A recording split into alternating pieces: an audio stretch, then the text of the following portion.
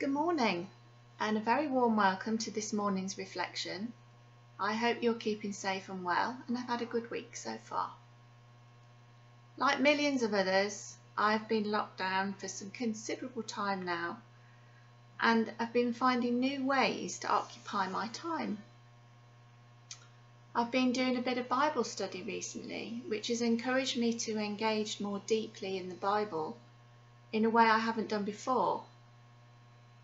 Now, this has been both challenging and encouraging, and I've noticed something happening to me as the weeks have progressed. As the days and weeks of lockdown flowed continuously from one to the next, I started to notice things around me more, things that had always been there, but I'd been too busy to take notice. I had time to enjoy the peace and quiet that lockdown brought. But not only that, I was recognising verses from the Bible in things that I saw or felt. And then one of those verses landed on my doorstep quite literally.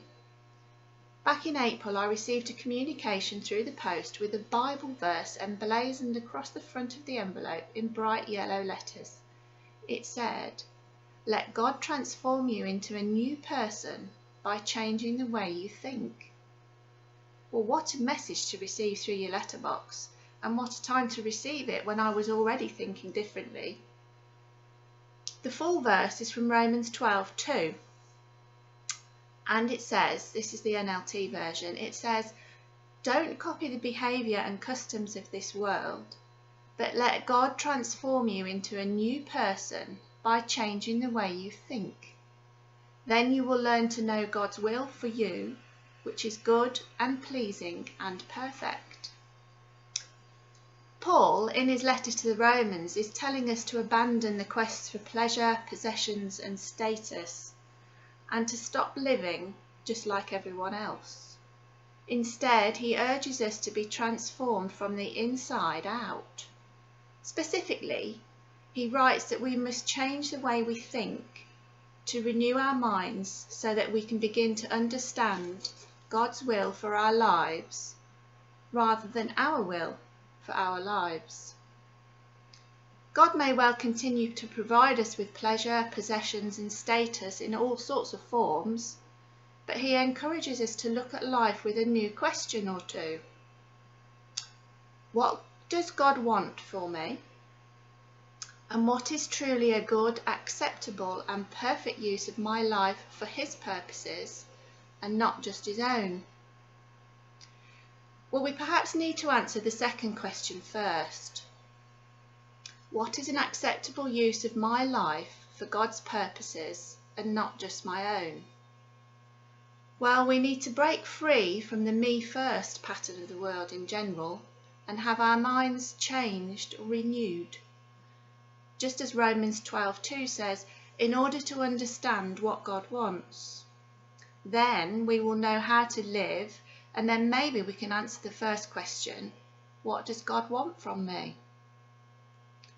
Paul, in his letter to the Romans, was urging the new church to respond to God's mercy, and we as Christians today should also be urged to consider how we respond to God. The answer, as Paul goes on to say in his letters to the young church, is to become a living, breathing sacrifice, to use our lives up in service to God as an ongoing act of worship, to love one another, to lift each other up, and to focus our expectation on eternity and wait with patience and prayer for our Father to provide. Well, what better time to start rethinking how we think during the lockdown that continues? I've spent quite a long time over the last 4 months doing just that, and I've really enjoyed my time delving through the scriptures. It's quite amazing what gems are hidden in plain sight in the pages of the Bible.